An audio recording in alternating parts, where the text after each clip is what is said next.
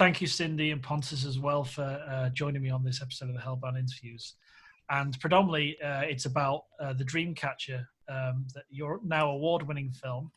And I want to thank you for submitting as well.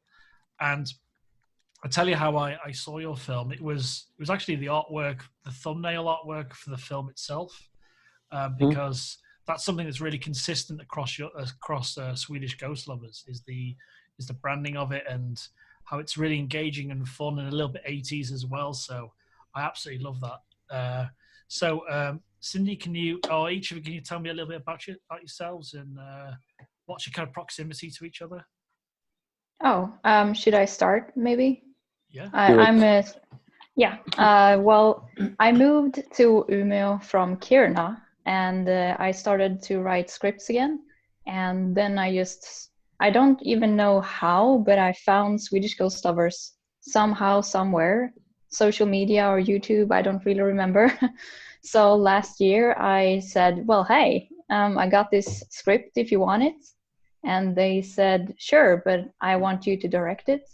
And I said, okay, sure. And that's sort of how we began our collaborations. So I just jumped into their already awesome collaboration and that's how we began as friends and collaborators. Yep. So Pontus, how did Swedish Ghost Lovers come to be? I'm going to try to keep this short because I've been on YouTube since 2007. Started out doing with a comedy channel called Malmö Studios, which was it became one of the first big channels in Sweden. And on that channel, 2011, I realized, God, I'm a bit bored with doing comedy because I've always loved horror movies. I was always watching horror movies. So we did this project on the Malmö Studios channel that was Swedish Ghost Lovers. And then our audience kind of got divided because some like, oh, what is this shit? I don't want to see this scary stuff. I just want comedy sketches. But then we got new people wanting to watch the Swedish Ghost Lovers. So I can't remember the year, Sanna, but at some point around when I met Sanna, she was actually 5 years ago. Yeah, 5 years ago, it became its own channel. We kind of split it up. Now Malmö Studios is over. We did that for 10 years and we're done with that channel now. So we kept on with Swedish Ghost Lovers. So that's kind of the story there. Ago. Yeah, we met 5 years ago. Me and so Sanna. 4 years ago, maybe the channel was created. Yeah. So how was it just yourself, Pontus, or was it a couple of people already? Because it seems like you've got a good few people involved now. Yeah, we've always been a group of friends. It's always been like this, like, oh, you can carry the sound equipment. Oh, you can be the light technician, but they don't have anything. So one of the reasons I told Cindy, like, yeah, let's do it. If you direct it, it's because Atrophy that we did the first collaboration, that was the first film that I could completely drop being director, camera, light, I have all these squid roles. I've been always doing everything. And I felt I could focus on one thing, which I wanted to be camera and editing. So I wanted someone else to take that away from me because I was so used to doing everything, and it was such a relief for me, and it turned out good. Did you feel like it was a big weight lifted off your shoulders? Yeah, in some ways. It was.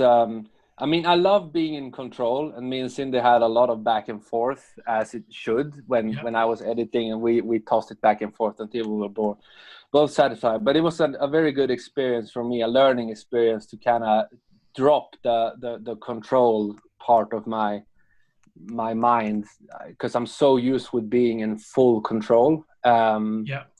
So it was a great learning experience. That's really interesting, because that I can connect with that quite a lot. I think whenever you write something, whether you draw something, whatever you have a passion for, you want full control. And when you kind of put that out to the world, when you put that out for more than one person to see, you feel very precious about it. So I can absolutely relate to that. So how many people do you have in your team now? How many, is it regulars, or how does it work? I mean, I would say, I mean, if we say core team who are usually in every episode, it's me and Sanna. And we are the ones that works behind the scenes. Like I do all the editing, and Sanna does graphics, and she puts subtitles, even if it's the most boring task. It's the most boring, yeah. I suffer because YouTube's new subtitle tool is a mess. It's a mess. Yeah. But we always strive. Our goal is to have everything subtitled, and when we can, we do. It's a lot of work. We talk. Yeah, it's a lot of work. But it's fun, even if it's only one. I know I think we do have like 10 to 20 people watching. Yeah.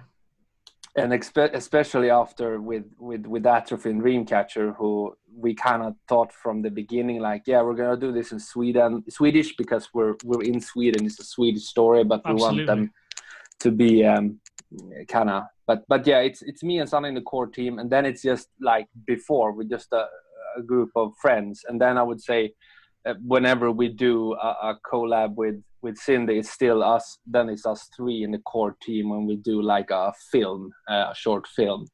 And Sanna is usually then on what's it called? I'm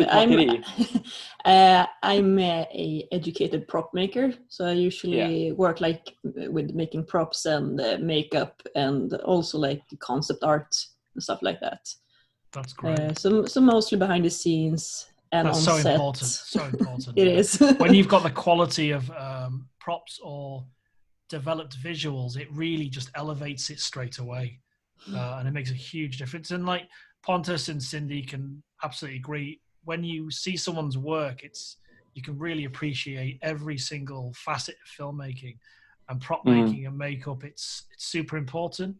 I wouldn't say it's undervalued. I think the people that work with someone like yourself, Sanna, it's absolutely valued. And visually, I think this film is fantastic, and I think the writing's great. Cindy, it was one of the first submissions we received, and it was so well rounded. That's what we loved about it, because it's very easy to fall into a path that goes almost nowhere with a short film.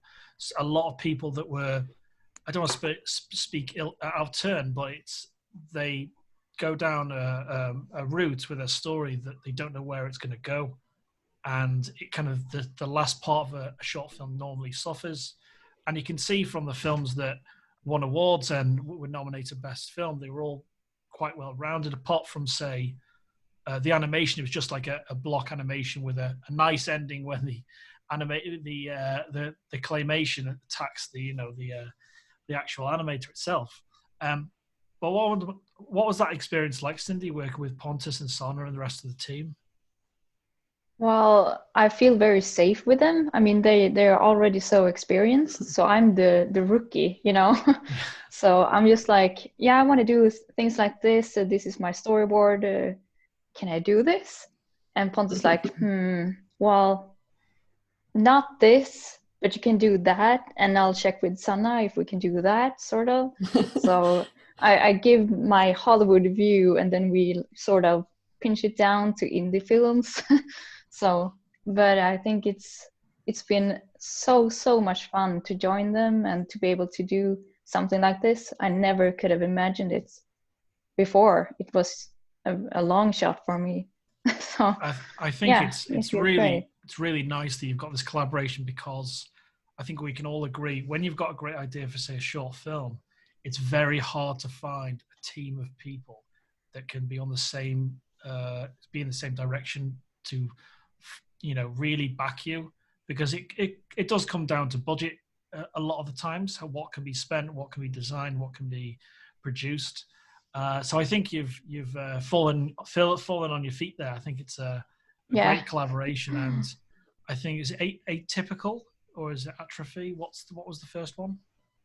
Atrophy, yeah, that's the first one. I really enjoyed that one as well, and I've pretty much watched everything that's subtitled now. I'm so grateful you did that.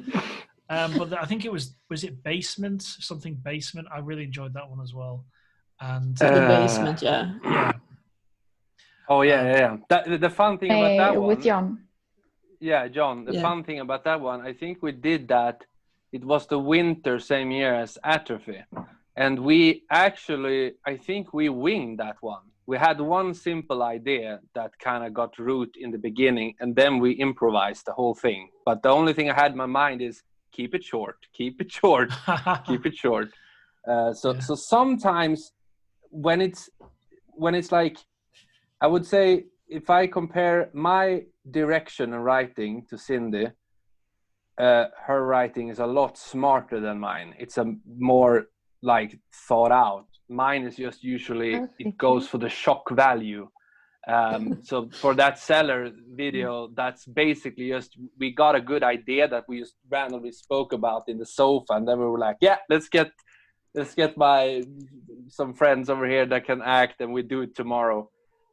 So then we just had that idea, and then Sanna make a spooky looking effect on this actor, and it was pretty much improvised. So, but it's a simple thing. So I usually do simple things with shock valve, and I always try to make it unique. I remember with Dreamcatcher, the first thing I said was that this demon needs to look unlike any other demon. So it was very important for us to kind of make that. We had some references on what we wanted to do, but I think we actually did. Sanna first did some concept sketches, and then I did the 3D model. So we had in the film, we had an actor who, unfortunately, he was so good. He's as tall as me, but he's thin as a stick, and like Doug Jones, Yeah, reminded of him, and he was in a morph suit, and we knew that he was gonna be replaced in the computer, except his hands, and Sanna did the hands, so she spent a lot of time with that, even with no budget. we almost had no budget for this, and but I told Sanna over and over again that even though these hands are gonna be visible for a total of maybe 5 seconds, they are so important. Even though you took hours to detail it, I love when you can see 5 seconds of quality, and you know kind of the time that was put behind it. I like it. So it's a mix of, I think you actually see him in morph suit, like in one scene when he's chasing. When he's running out of the closet. Yeah. You see the hands between the curtains first, don't you? Yeah. And we actually had a scene but we cut it because, you can correct me if I'm wrong now, Cindy, but we had a scene when he's kind of towering from the bedside and you see his back. Yeah. We had first a scene where you would see him from the front. But then we had it fully animated and stuff like that. But we realized it's way more scary to keep him as hidden as possible. Absolutely. So we have him as little as possible visible, and then you only have the face. And I'm always advocating to do things practical. But this time we kind of decided beforehand, like we do a mix of it. Because you need to spend a lot of. I hate when you need to kind of toss something together in the last minute. That's always dangerous to do. So we kind of decided beforehand that we'll do a mixture, CGI and the hands. I think the viewers are more forgiving as well when you have a mix, because if it's purely CG, we know what reputation of that if it's done badly is. And I'd say the best example of a mix of CG, for some reason I had this memory of watching Anaconda, but it's not that. Is it Jurassic Park? It's the scene inside the vehicle in Jurassic Park, the mix between the practical and the CG, because when it crosses the windows, it's a work of genius the way it happens. And I think when you've got a really nice balance of CG, people will not go, oh no, there's a horrible CG monster. They'll have more of a connection to what you're showing. How did you all come up with? Was it Sanna's originally concept art for the face and the teeth come from smiling above? So how did that kind of come to be, that design? I think it. God, you asked me to do something with teeth, So I did, at least I showed Pontus. I'm not sure if you saw them, Cindy, but like 3 Yeah, I different think so, yeah. headshots with different teeth and smiles. And Yeah, then we we like had a worked vote. back and forth. Yeah. And I just keep laughing because I made the storyboard and I drew this really weird, I can't draw for shit. So I draw the monster and it just looks Oh, so yeah. funny. And then Pontus kept it in the first draft and I just threw it. So it I wonder if was just funny. But it was, if you look at it that way, it is kind of, you can see the base resemblance. It has eyes and teeth, and that was the focus of it. That's what I was going to say. When you made that comment about how important hands were, hands and faces are essential, really, because that's that's what you connect with when you look at people is looking straight into their eyes. Yeah, that's the one. That's gonna get screenshotted for later. Say this is Cindy's original idea. Yeah. It was the original vision, and then It's not Sanna pretty. did. I don't know if I have them in the same folder. Maybe you have them, Sanna, but you can't really share it. Yeah, I can if I find them. I have so many things. Cindy, what was? Yeah, but yeah. Your original idea, was it fully formed? Was the script finished when you kind of went to Swedish Ghost Lovers? The Dreamcatcher script, you mean? Yeah, or? sorry, the Dreamcatcher script, yeah. Yes, I wrote the script first, and then after that we started to see what the monster was going to be like.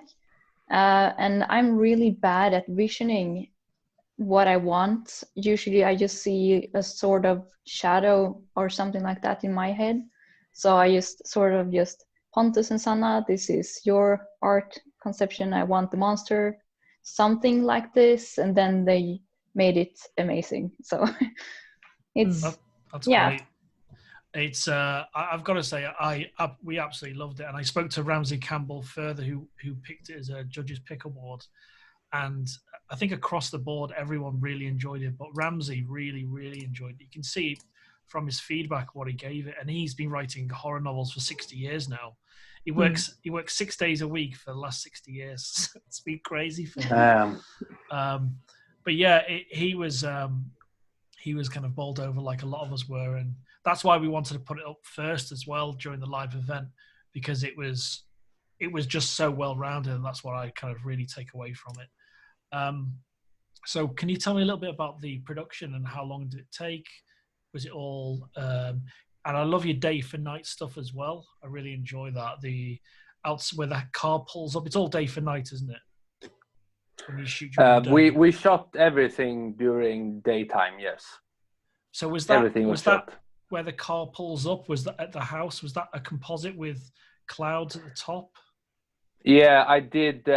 It's basically, luckily it was kind of late, but still in Sweden in the summer you never get any darkness, no way. Yeah. So it was luckily it was a grayish day, so the clouds were on, so it was easy to just replace the skies and then put kind of blue tint and shadows on there. I'm not super happy with that image, but it works because we kind of had this very like bright color scheme. If you compare it to Atrophy, we wanted to have kind of this crazy colors ish, so it works. But we filmed everything during daytime, but you can introduce the productions in what we did.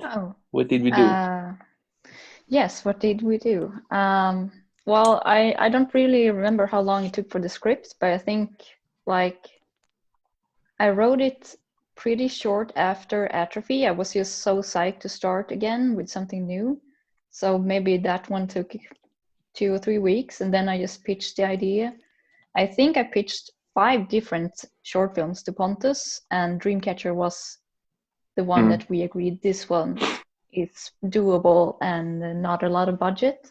Yeah. So we chose that one, and I think if you say like February, we started with the script, and then we started casting, I think 2 months later. And then we went we were supposed to shoot it in April. Did we shoot it in April or did we? No, still I'm cast it? thinking if we're confused now, because I can check when we actually. We did film it in April. We did. Okay, we yeah. did, Yeah, yeah. 15. But Because just I the remember Corona it was, things happened. Yeah, it was Yeah. just when it kind of struck the COVID thing. Yeah. So we started shooting that one, yeah. And we shot it Thursday to Sunday, was it? No, Friday to Sunday. Friday to Sunday. Okay. Yeah. Yeah. And we then, only filmed yeah. on the Friday evening. On Thursday, I think we met with the child actors to make them acquainted to each other, because they were gonna be like best friends and they've never seen each other. Was that the photograph, the behind-the-scenes picture around a dinner table? Was that? Maybe no. I don't think we Saturday, I photographed it. think. Yeah. That the one at the dinner table, yeah. Oh, okay. It was so funny because Sixten, he's actually older, right? Yeah. Yeah, he was 2 years older. 2 years older. She was very tall. I think she's 11, and he was taller than me, so. Yeah. Wow. I think your casting was fantastic. The two kids are, and what are their two names again? Sixten and Ebba. I think they both did a sterling job, and it was just. How many people did you kind of cast for those two roles? How many people did you look at? What was your process for that? It was quite a few, at least was 20, I think. That's when I learned per character. Yeah, but I learned that there's a lot of parents that have like agencies for their own kids. So we got like 100 applications, and maybe 50 out of them was like a parent saying, "Oh, my kid has great imagination. You want her or him?" And we're like, so. But it's funny with Sixten and Ebba, because the original script was the main role was a boy, right, Cindy? Yeah, I really wanted to have a boy in the lead, but then Ebba came around, and she was amazing. Sixten too, though. We really struggled, me and Pontus, and to decide who is going to get the lead part. It was very, very difficult choice. But it was actually TikTok that made the decision towards. Yeah. Because I was trying to research, because Sixten he has done theater before, and he had done all of this stuff, but Ebba was really good in her, like the video she sent in like a test. But then I stumbled across, I think it was her mother who said she was doing TikTok. So I went into her TikTok, and she had like 50 different videos where it was like a library of good acting from an 11-year-old, that she was crying and the next second she was smiling happy. And I was like, she's kind of natural on this. But Sixten, he is amazing as well. He actually got discovered in DreamCatcher by a guy who lives here in town, that's actually got him to act in a sci-fi pilot that is sent to Netflix now. So I'm very happy for Sixten. Wow, that's great. That's he got really great. that. And Ebba has also done some more things, and I bet we would have done more things with Ebba if it wasn't for we did. Sixten. We did one more thing with Sixten and Ebba. We did one more thing with Sixten. We did a mushroom horror, mycophobia, and then that doesn't need any subtitles, right? No, it's no. There's no it's lines. not in the English. Yeah. I need to send you that. And then we had another one with Ebba, where she's playing a ghost, or a myling in Swedish. Myling, it's called in Swedish. A child ghost. Yeah. Oh, wow. Okay. That sounds. So they are really, really good actors, and that their expressions were really good. And we actually, do you remember, Cindy, we had an issue with the dialogue. Yeah. At the point, because we kind of, when we read it, we were like, we didn't know if it would sound natural when they said it in Swedish, when they were talking to each other, some of the dialogue. But we were both like, yeah, but we can just, if we feel it sounds unnatural, we'll just change a bit or a word here and there. It's fine. The problem was they had they had trained the script so darn well. They knew everything in and out, every word. So they were so stuck on those words that they couldn't kind of go from it. But I don't think that if you're English speaking native, I don't think you can hear some of the insecurities in some of the lines they have. You can hear it a bit in Swedish. Okay. But still they did a great job, considering that this was when they had like their big dialogue scene. It was the second time they've ever met each other, and they were going to be best friends. So we were a bit worried that it was going to fall apart, that they would just be nervous wrecks, but they rocked it. Yeah, I think so. Especially Ebba, I think she's a proper star. Like when it comes to the final act of the film, the final third of the film, she really just kind of performance is amazing, absolutely amazing. And when you have really good actors, and when you're working indie, it's an incredible kind of like value, adds extra value to what you're doing. So, and it elevates the script, it elevates the visuals when you've got someone that can really perform. How long did it take to do the post on the film? Because I think some of the CG shots are really quite nice, especially the over the top and the dripping, and when she wakes up and she doesn't technically wake up, but when the demons at the end of the bed, that kind of thing. So was that quite a complex process, or is that based on experience? It was much easier than starting out normally. I often hear that I am fast with editing, at least the first draft. You are, because yes. I edit the first thing, so it's like usually the first draft is how I would edit it if I had the final word. This is how I would edit it in a draft. But then I'm always open to, because you kind of get blind when you're editing your own stuff and this is what you think looks good. So I've learned that it's so important to look from other perspectives, because you get so blind. So I usually I do a first draft, and that would take, I think the whole film was cut in like without effects. That must have been like 2 days. Top. Yeah, it was really quick. Yeah. And then, because when we've determined like this is the pacing, this is how long it's going to be, this is where every scene is going to be, then I spend whatever time I can on the effects. So I spend more time on the effects than I spent on the entire cutting of the video. And then we also we needed to have the first cut of the video in length determined, because we're going to send it to Lucas, who did the score for the film.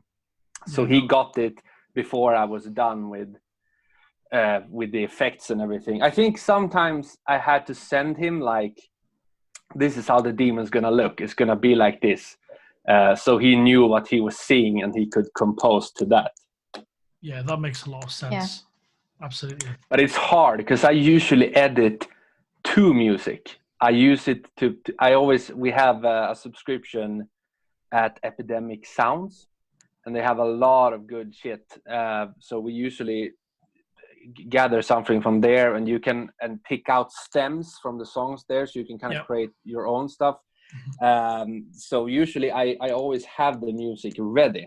So when I'm editing, I always have to imagine in my mind, like, this is when it's going to be a crescendo and like hits and stuff like that. So that's been a challenge for me. Did you go back much once you received some of the score? Did you go back to tweak it at all? Maybe a few milliseconds of tweaking, and maybe sometimes we felt like he did a good score, but hey, wait a minute, that part would fit better here. Or let's remove that altogether because it's better if it's quiet. It's always a matter of the sound, and I think we had with Atrophy we had a lot of issue with the sound that I spent so much time trying to recover the sound, and this time we had like a proper sound guy who was holding the microphone, and there was still some issues with the sound. It didn't sound as crisp as we intended to, but because sound is so important in a horror movie, and some parts where I felt it's a fine line between being too quiet and being perfectly quiet. It's hard to explain, but yeah, you have to kind of have the feeling for it when it should be. It could even be one single tone of an instrument to cover a scene, and sometimes it's better to keep it quiet. It was funny because one good example of that was, we have our friend, you've probably seen him in some episode, Mikael. He's a scaredy cat, and we usually have him as a test person for our films. You send him in first. Yeah. So we put him in front of the TV, and we sat him there, and so I observe him when he kind of jumps and when he don't, and I tweak stuff. So one thing I tweaked that was actually turned out really good, because it's the scene where she wakes up, she has a spider here. Love that and scene. Yeah. The music just goes through a crescendo, and then all the monsters come. Originally it was a crescendo all the way, and then boom, directly, like the music, and Mikael didn't jump, so I was like, so what I did was crescendo, crescendo, crescendo, short break of silence. That was perfect. Yeah. Boom. And that was because of, I noticed Mikael didn't shit his pants. So I did that little silent pause, so you kind of get that breather, and then boom. It reminded me of a scene in the first Bond film, Dr. No, when there's a spider, or there's things put in Sean Connery's room to kill him. There's a spider put in, I think, in his bed, and I think it's climbing up him. And I think they used a sheet of glass in the end. It was a real spider, but it climbs up, and then when he knocks it off the floor, then there was like a similar kind of pause, and then it's like they use an instrument when he's killing it with his slipper or whatever it is. I wanted to ask you, what did you think of the festival overall, the Hellbound Festival? What did you think of being part of that? I thought it was very professional. I thought that the festival had gone on for years, and then I think I read that it was the first one. So I was, oh, well, this is really well planned and organized. And of course, it's really fun to be part of the community. So you're sort of like building something. So it feels good to be a part of it, being a newbie and all. No, really, we really appreciate that, Cindy, because I started a different festival called the Isolation Film Festival in March, and we had really good participation worldwide for that as well. But I really love horror, you see. It's more than any... October is my Christmas. That's how I see it. So yeah, mine too. Yeah. So when 1st of October, I'm right, I'm sticking on Fright. Fright Night's going on first night, and then we'll see what, new material there is. But no, I really appreciate that. And what did you think when you saw all the judges that were involved? I got kind of nervous. I got excited. Yeah. So yeah, it's really, really nice set of judges. It was initially, it was just going to be myself and a few of my friends that gave me some pointers about how to approach certain aspects of the content. But then Alex Preuss had gotten back to me about the previous festival. He was going to be a judge on that. And he said, is there anything else I can be part of? I said, yeah, that'll be great. And I'll tell you a little insider secret. Obviously he'd seen, all the judges had seen at least the 8 films. Some of them had seen more. But when I received a script from Alex Preuss saying, oh, this is what I want to say. What do you think? Do we need any changes? But when you get someone that's directed The Crow and Dark City giving you a script for your approval, mine was blown, Yeah. And when I saw, and I was just so happy that all the filmmakers and people really saw value in what I was doing, because it's, there's a lot of people going through a shit time at the moment, and creativity is a really good outlet. So, when I saw Swedish Ghost Lovers initially, when I saw the artwork for the Dreamcatcher, that was the thing that really kind of hooked me. And then I saw what you were doing overall in your group. I really liked what you had the kind of core principles, the team dynamic. I absolutely loved that, and that kind of connected with me really well. So I was so grateful when I saw there was subtitled content on your channel. Yeah, because it's really we had that.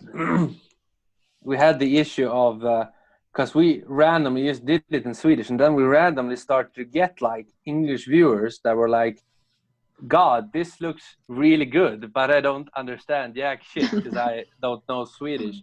So we kind of started to be like, even if it's one single person who finds it, it will be more. But it's kind of the philosophy is quite hard because it's different now, 2020, than it was 2007 when we started with YouTube initially with Malmö Studios, because back then there weren't that many creators. YouTube had a different system on how to reach out. It was way easier to kind of get blown up huge. So right now, and we kind of ended Malvin. It was a way many different reasons to why we did that, but mostly was kind of we lost ourselves because we did earn money from that. There were some years we could live off of YouTube, and we kind of lost ourselves into that because you got the mindset that, okay, what will the viewers like and what will get us food on the table? And then did you get to a point, sorry to butt in, but did you get to a point where you were relying on that money as well? Yeah. And that's when we kind of realized we wanted to go back to the roots. So when we shut down Malvin, and we did I think we kept on with Swedish Ghost Lovers, and it felt like a weird weight lifted from the chest, because you kind of got back from where you started, why you started to want to make films. So we've been doing Ghost Lovers for so many years, and we've got so many people saying like, why do you even keep on doing it? Because you're not making a living out of it. And that's kind of the religion you have on YouTube. It's difficult, but they will never understand if they haven't been there, if they haven't been in a situation where you're not thinking about yourself anymore, you're just thinking about pleasing the audience. And I think that showed at the end of Malmö Studios. And now we do basically whatever we want. We don't really, some restrictions we do hold on Swedish Ghost Lovers, because you have all of these weird things in the algorithm. I learned from an insider email we're in a YouTube network called United Screens, and we learned that, because I got like on Malmö Studios, we got a lot of our videos like demonetized, and we didn't understand why. And then we realized that sometimes if the algorithm thinks you have a dead baby in your thumbnail, it will be demonetized, and there's nothing you can do about it. And we had I was laughing so hard because we had like a thumbnail that we had like a red background, and we had Mikael like shirtless sitting like I don't know what is that like. So the algorithm like a probably golem, thought it was like a golem. Yeah, like a dead baby, and even like blood and stuff like that.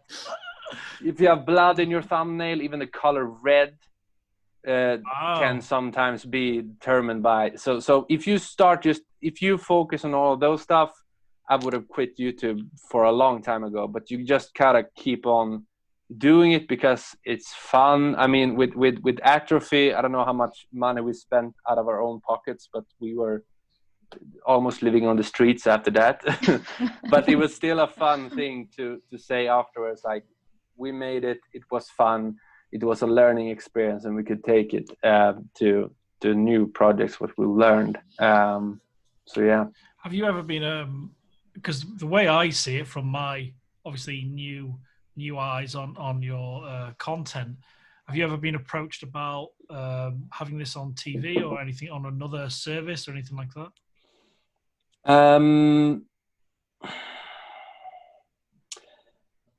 I don't think that, but we've been approached to like, hey, you should pitch this to this network or this network or that.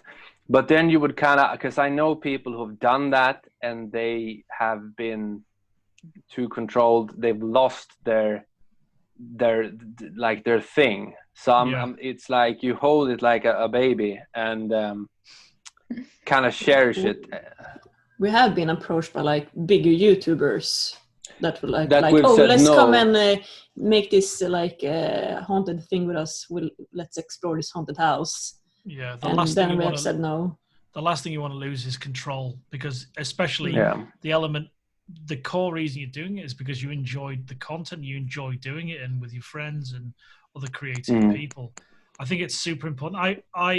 There's a British YouTuber that covers sports, and all it is around a table. He's got his friends and his other YouTubers, that kind of thing, and it's really good content because you see how invested everyone that's on the show is in terms of their time, and they've been approached by big companies, but they've turned a lot of it down because they'd be the core principles for doing it just be stripped out completely.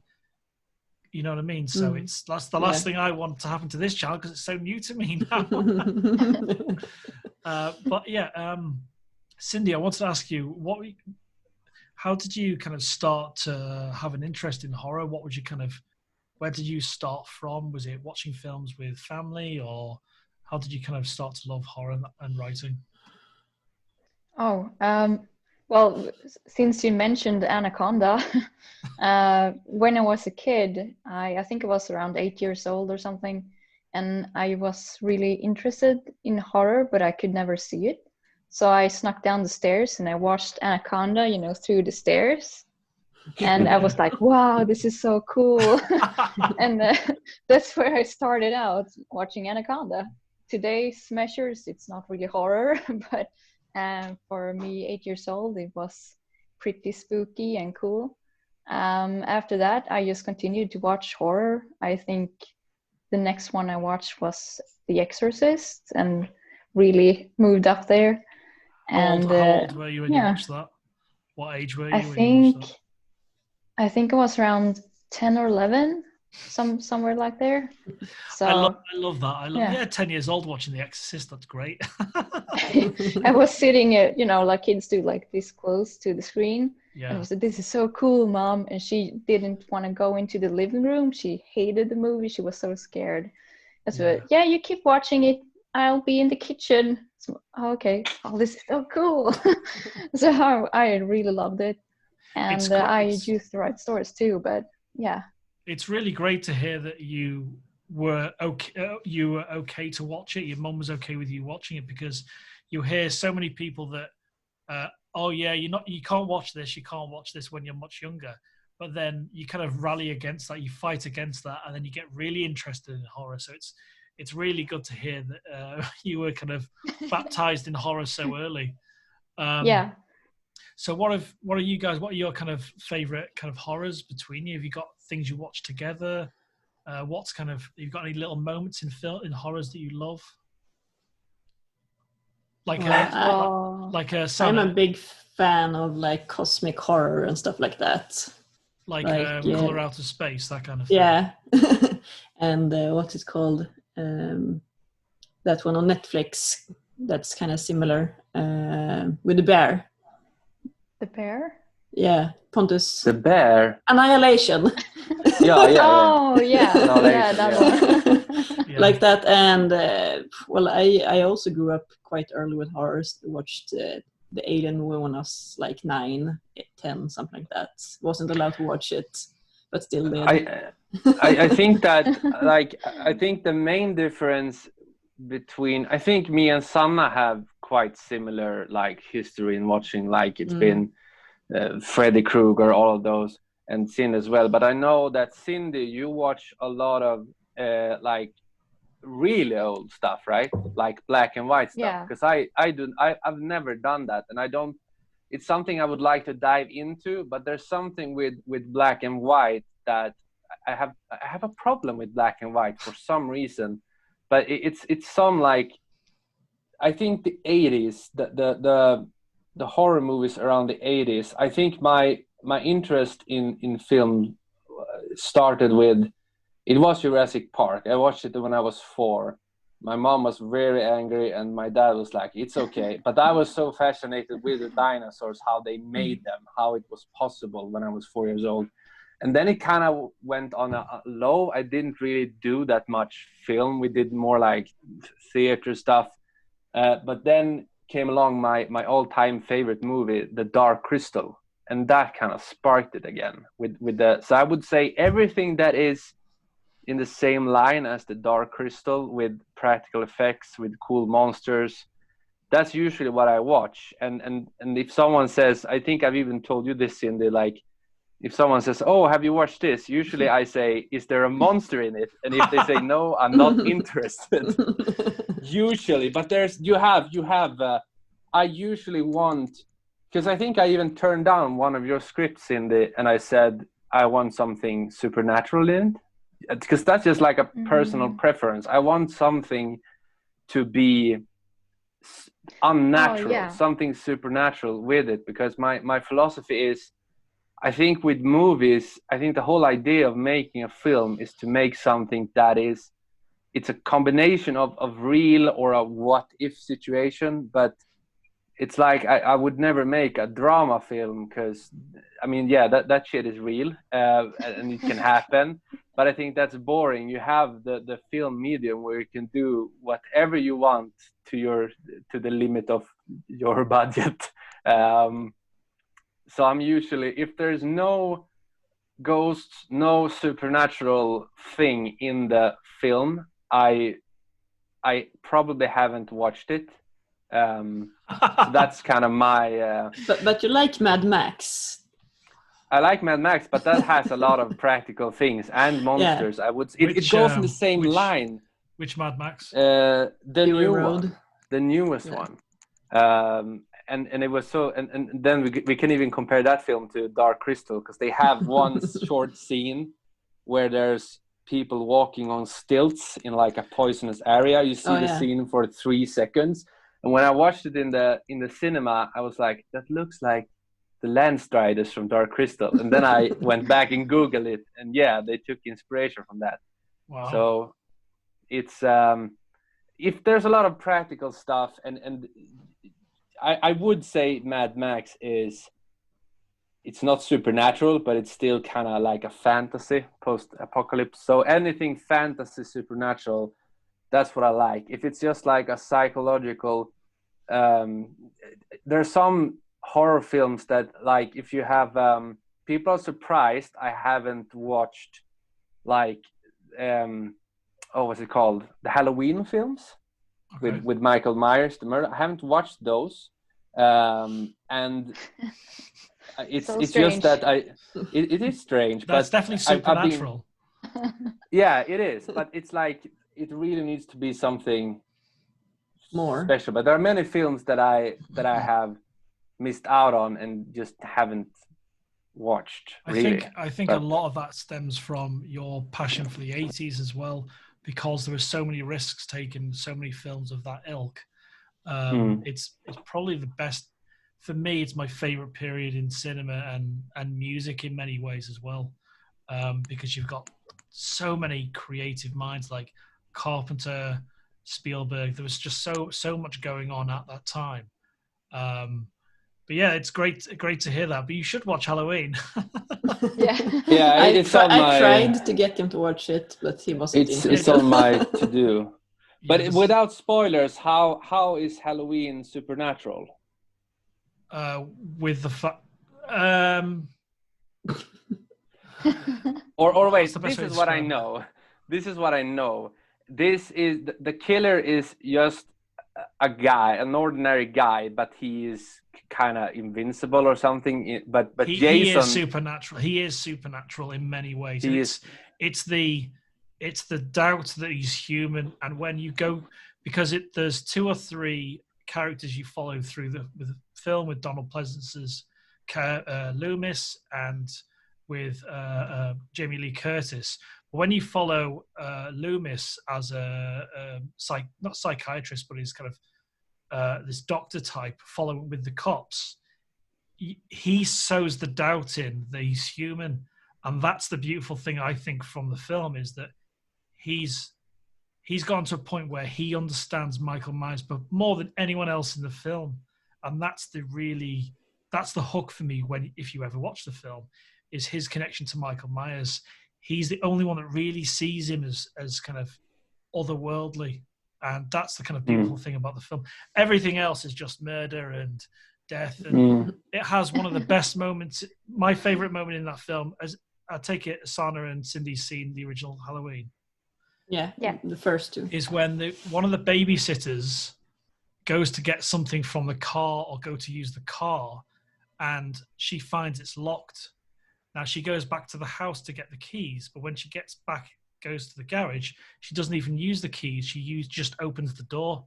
So instantly Michael Myers has been in the car, and it's such a really subtle moment and a murder, and it's all steamed up in the car as well. So it's a really kind of seedy murder. But it is, the first one especially is great. I'd say Halloween 2 is very good as well. But the rest how is the new one, the newest one?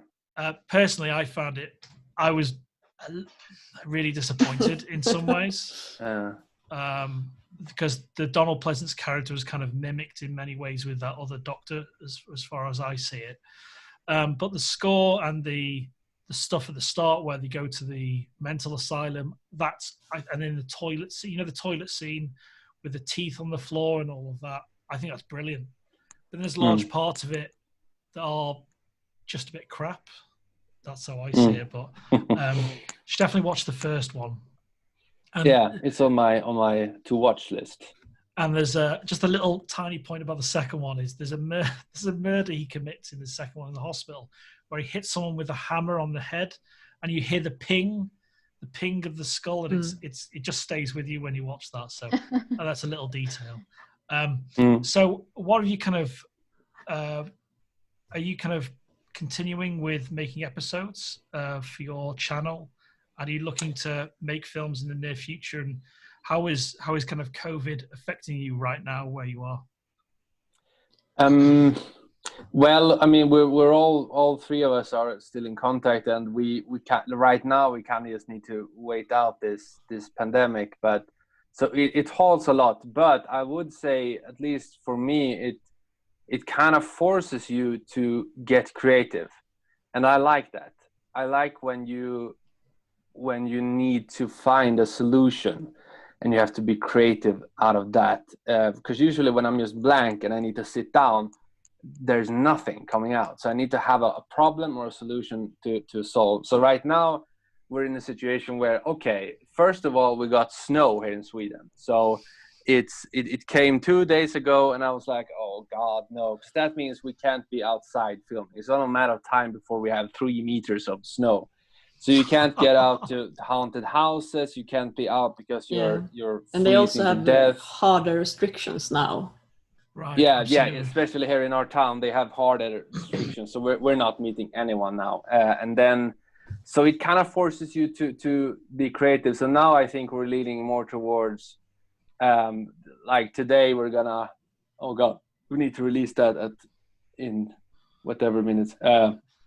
We have a minutes. top 10 Swedish horror children show. So you kind of grab material from the internet, it's already there.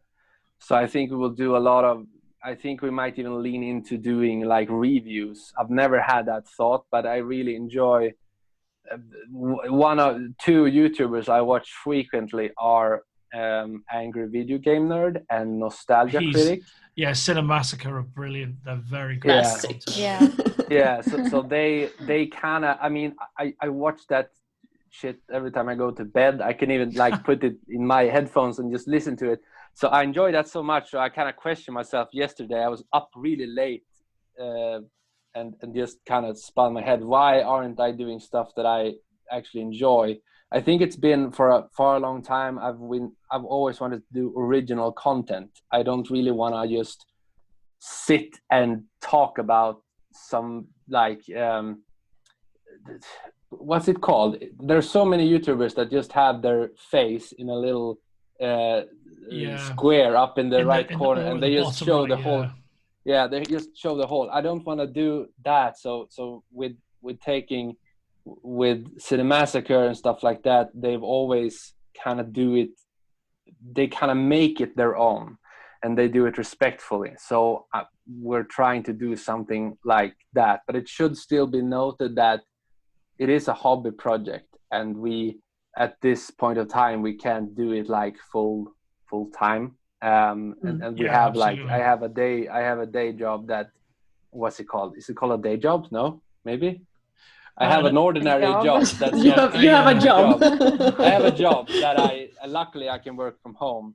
So that takes a lot of time, and sometimes if you're stressed from work, you can't sit down, and because my ordinary job is also editing stuff. So it's kind of hard sometimes to kind of switch on and off. It's the separation. It's difficult when you're, because I normally work here sometimes, or I'm doing a shoot locally. And when I'm working here, I feel, right, what do I do for the festival now? What's the next thing I want to do online? You kind of need to have that separation. So it can be really difficult, and it gives you anxiety as well, I find, if you're sat down and you're doing two jobs at once.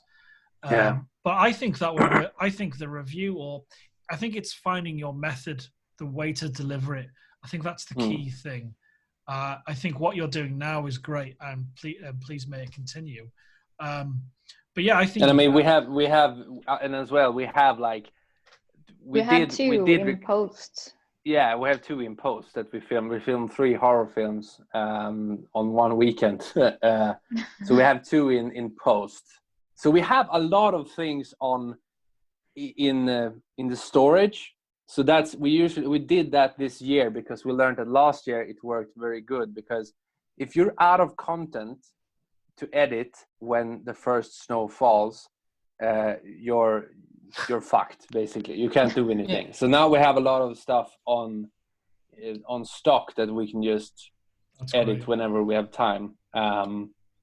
So that's good. But we are planning to film more, like recording more video games, horror video games and stuff like that. Yeah, do that. And Cindy, you have a werewolf script that I said if we have a lot of budget, Sana can make a cool werewolf thing. But then, but that I'm very strict on that if we're gonna make that one, we're gonna need a fat budget for a practical werewolf. So that might happen next year. It might not to mention lighting. Oh God, yeah. If you're lighting the woods, these are those so giant good. lights, These are so damn good. I cannot tell it enough. I will probably buy one of these each month. After each salary, I will buy one until I have. Please don't. I will. You cannot stop me. Before we started, I had this arrive from Pro AV. Pro AV is a big film production. They sell all sorts of gear. So this is my first aperture light that I've just purchased. But this is the B7C. So this is also a practical bulb, but it's 95 CRI, so you can do all sorts of fire effects. So if you put it here, it looks like you've got a fireplace in front of you. Yeah, these have the same. So you have they're great, aren't they? Or you have all amazing. the kind of effects you'd like on these, and they're so small, and you can stick them on surfaces. Fire, and these are magnetic, the magnets. So you can stick them. So police lights. And just pulsing lights. These are also super good, and that you can. I don't know if you can do that with but you can control these with an app. Yeah, so you can kind of make your own. Starts with an S, cool. I think it is. Yeah. So is there any way you could tell me little secrets about your new projects that you're in post? Yeah, Cindy, you can. What do we have in post? Those 2. Oh, well, the first one is a ghost story, Like a Moth She Came. I can't really say much about it. It's a ghost story, I guess. And the second one is Chime of Death, and it's inspired from the Dark Souls and Bloodborne games. Fantastic, so it's sort of the bell ringing lady, you know? Yeah. And so that lady comes around in the old parts of Skellefteå, and it's really good, and I'm so excited to get it done. So that's going to be cool. any of you new content where I don't know, I always say we because there's just me and a few other people that help me out sometimes. It's me, but I'm more than happy to kind of help promote any of that in our very small way. So we'd love to continue doing that, and we'll post links to all of your English content as well. And I don't know if you've noticed, we've put Swedish Ghost Lovers in our link tree on our Instagram account. So when you go on, oh, cool! Because I saw you posted it in like a story. I saw you did that. Yeah, so it's when you go on the Instagram and go on our bio, there's a link tree which has a drop down, and Swedish Ghost Lovers is there. Yeah, that is appreciated. That's really kind of you. So I'm gonna, because I know there's now when we started speaking about it, I know there's some like videos that basically have no dialogue that we can just toss in there in the English. I do English subtitles. I do subtitles for a living for hard of hearing and all sorts of things. So I know how much work's involved, especially when it's not your language. It's also but it's like, I mean, we're trying to translate it to make it make sense, you know. Because there's so many Swedish sentences that you say that can't simply be translated. So sometimes I can hear a frustrated roar from Sanna, like, "Why did you say this, Pontus? It doesn't make sense in English." So we like use, sometimes I have to use brackets to like make it, because you can't translate it properly. So like if it says something and he doesn't say the complete sentence, we as Swedes still understand what it means. So I have to complete the sentence in English even though he doesn't say it. Yeah. So it's almost rocket science, but it's the subtleties, isn't it? It's really difficult with some sort of a Swedish saying or a little phrase. It's the same thing when you've got shorthand in English. It's really hard to translate the kind of the right way. You know what I mean? It's really difficult, but no, it's definitely appreciated. And I see. Have you noticed that any of our community content, like the reviews and the cosplay, we're doing as well? So that's going to continue over the next year. We're going to have a cosplay awards thing next year as well. And have any of you seen Hellraiser? Yeah. So we've got the actor that plays the Chatterer, Nicholas Vine. He's actually he's going to judge that next year for us. So we've interviewed him, and he's going to pick that. So I'd like to put Swedish Ghost Lovers in our community page on our website as well. So we'll embed that and then connect with you guys, and we'll build I'd like to kind of keep in contact with you as well, because I absolutely love your content. And thank you. The artist, what's her name that does your thumbnails? That's me. Is that you? Sanna and me, we kind of we collaborate on those, because you have not that much recently, but there is a program called Drawpile that makes you can be several people on the same canvas drawing at the same time. So me and Sanna can be in the other room and work together. 50-50. But Sanna did the poster for Dreamcatcher, the blue with the Sanna did that all on her own, and I did the thumbnail, which was basically just a composite of it's Ebba and then the demon behind. Yeah. So Sanna did, because that's kind of like more hand drawn 80s look wide, and Cindy, you requested it. You had I think you had like Color Out of Space. Like inspiration and other films. It's a mixture of hand drawn and reality, isn't it? That's the beauty of it. So I've got one last question, and it's for Sanna. What are your kind of influences, and what are your favorite posters? And obviously there's some sort of 80s influence on you in terms of artwork, I find, because I absolutely love Fright Night's poster, and there's a few others as well. So where did you kind of get started with your art? Well, I usually don't make posters, so it started with Ghost Lovers, making posters there. So with Atrophy, I made the first poster there. It's kind of similar to the Dreamcatcher one, and I don't really have any proper inspiration unless the 80s kind of look, but I take direction from Cindy and Pontus there. But otherwise, my ordinary art, that's nothing like the posters. Show the troll you have. Sanna is the troll woman. This one. That sounds like one of your episodes, the Troll Woman. Yeah. Yeah, we love like Swedish folklore. I want to really, do more of. It's like a bust of a That looks troll. like a Skeksis. That's great. Kind of. But yeah, lots of inspiration from like Swedish folklore. That's also kind of horrifying, really. We have plenty of scary entities in Swedish folklore. When I've read some of that, and when you read it, it's really brutal as well. It can it's meant to scare. And I also have a lot of inspiration from like early Blizzard games, like Samwise Didier, who is now senior art director at Blizzard. He's been a long time inspiration for me. Yeah. Dave Kendall, he works for Blizzard as well. He does a lot of their artwork for them. Yeah, so it was really great. He's doing a piece of art for Nom. He's doing a poster for Nom, so it's kind of a unique one-off we're going to auction off. So Sanna would leave me every day for an orc. Yes, I would. But I just have to put tusks on you. So yes. Yeah, really big tusks, yeah. I am the thick orc. I'm thick orc. But orcs are thick. Yeah, but their arms are as wide as me. Yeah, true.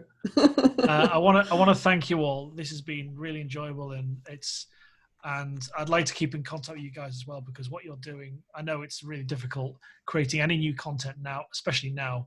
But yeah, it's been a pleasure to receive your film, and I was so glad it won something, because it was just it's across the board with Cindy's writing, Sanna's effects, and Pontus, your production and your shooting.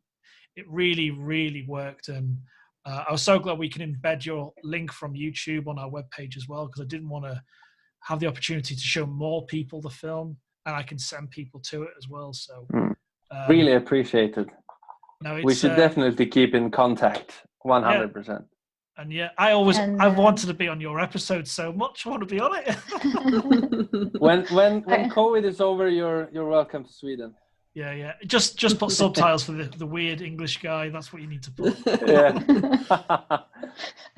We can team you up with our other English guy that join us sometimes, who live here. Yeah, Big Steve. That's great. Well, thank you, Cindy. Thank you, Pontus, and thank you, Sanna. This has been an absolute pleasure. Thank you. Thanks for letting us here. So what I'm going to do now is, this is going to get cut out. Honestly, thank you so much. I need to stay on the call so the other half doesn't compress in the wrong way. So this has been an absolute pleasure, and please keep doing the subtitling. I will. I know it's a lot. It's time. I know time is so valuable, especially now when you've got so much other stresses in the world. You don't need me pressuring you to do subtitling. I want Sanna to do me it, but pressuring. Yeah, and other people like PMing us. Can you put subtitles on this episode? And I'm like, sure. But people don't really. If you haven't subtitled anything yourself, they have no clue how long time it actually takes. So I've struggled with that at work when I'm subtitling. It's like, what? The video is only 20 minutes, and it takes you a week to subtitle it. Well. Yeah. Because your brains get mushed up as well when you're watching like. I do about 2 videos a day, and I know how much time it takes. It's kind of evil in many ways, because then you go back and realize you made a few mistakes here and there as well. So it's just so, especially at YouTube. I use Microsoft Stream at work, and you can go in and change the subtitles really easily. So it is much better for that. Just put F1, and then that. Alex, I just wanted to mention that the Chime of Death film that we are making in post, that one will have its own composer. So that's probably the movie that we will send into Hellbound next year. Excellent, that's great. I can't wait to see the artwork, and brilliant, absolutely brilliant. And Sanna, I think my favorite piece of artwork is the one sheet you did. It's kind of got more purples and kind of not pinks in it. It's like, the American one sheet shape where you've got the Dreamcatcher and the girl at the top. I absolutely love that. Well, I'm kind of proud of it, so thank you. But yeah, it's nice. I hope you all enjoy your evening or the rest of your day. Evening, yeah, it's only 1 hour difference. Yeah. But yeah, it's an absolute pleasure, and I'll keep you up to date with what I'm going to do with the links, and I think we'll actually put Swedish Ghost Lovers link in our community page as well, and explain what we've done, who you are. Because there are probably more channels like us. You have like, oh God, I sound so pretentious saying this, but you have hidden gems that you can find on YouTube all over. Because sometimes you find them and you'll be like, whoa, why didn't I find these guys earlier or something? Because you're always looking at, people usually just look at numbers and subscribers, and that determines for most people the quality. But you can't look at numbers and subscribers to find quality nowadays. Sometimes you can, sometimes you don't. You can see people with millions of subscribers and I can't watch them because their content is too total crap. Yeah. Exactly, yeah. That's what I'm trying to do with my Buffy watch along show, is that it's just all it is fun. It's easy to do. We record every 2 weeks, so and then we're going to keep it like that. But yeah, thank you very much. Enjoy the rest of the evening, and thank you again. Thank you. See you soon. Bye. Bye. Bye-bye.